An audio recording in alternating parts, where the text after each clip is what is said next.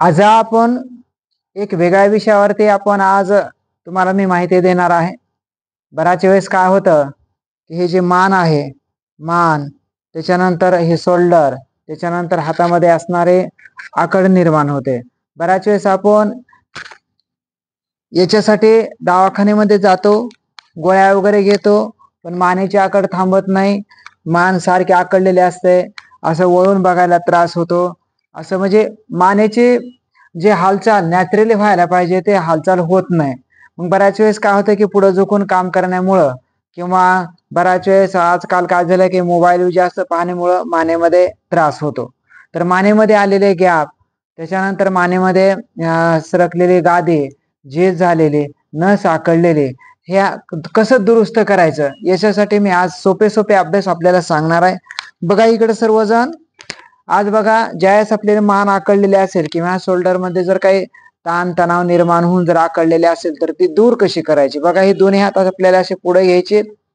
दोन्ही हात पुढे घेतल्याच्या नंतर हात आणायचे, मान पुढे ताणायची आणि मनामा अंक मोजायचे. 1 2 3 4 5 6 7 8 9 10. सावकाश हात आपले असे खाली आणायचे. तर हा किती वेळेस अभ्यास करायचा, तर हा 5 वेळेस अभ्यास करायला, 5 वेळेस अभ्यास करायचा. दोन्ही हात असे वर घ्यायचे. आणखीन एकदा पहा, बघा दोन्ही हात मागे मी ताणतोय, मानेला पुढे ताणतोय आणि 10 अंक तुम्हाला मनामध्ये मोजायचे आणि 10 अंक मोजल्याच्या नंतर आपल्याला सावकाश खाली यायचं. यानंतर दुसरा अभ्यास बघा, जो डावा हात आहे डाव्या गुडघ्यावरती घ्यायचा आहे, हात आपल्या नाकाच्या समोर घ्यायचा आहे आणि सावकाश असा पाठीमागे घेऊन जायचा आणि अंगठेकडे आपल्याला बघायचंय. अंगठेकडे बघितल्याच्या नंतर संपूर्ण मानेमध्ये असणारे जो ताण आहे, जे वेदना आहेत, त्या वेदना जेवढ्या सहन होत्या तिथपर्यंत ताण द्यायचा आणि या ठिकाणी परत 10 अंक मोजायचे आणि सावकाश वापस यायचं. याचे सुद्धा आपल्याला 5 आवर्तन करायचे. या हाताचा 5 वेळेस अभ्यास झाल्याच्या नंतर पुन्हा आपल्याला दुसऱ्या हाताचा 5 वेळेस असा अभ्यास करायचा.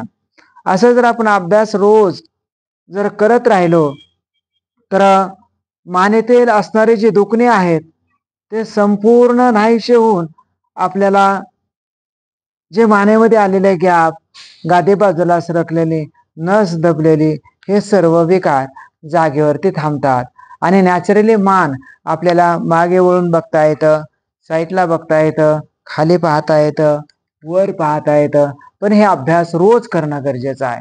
त्यासाठी सकाळी करा किंवा दुपारी करा किंवा संध्याकाळी करा, याला काही जेवणाची वगैरे गरज नाही, बरोबर. हा अभ्यास पोटासंबंधित नसल्यामुळे आपल्याला केव्हाही करायला जमेल. याला करायला किती वेळ लागेल, लय झालं 2 ते 5 मिनिट लागतील करायला.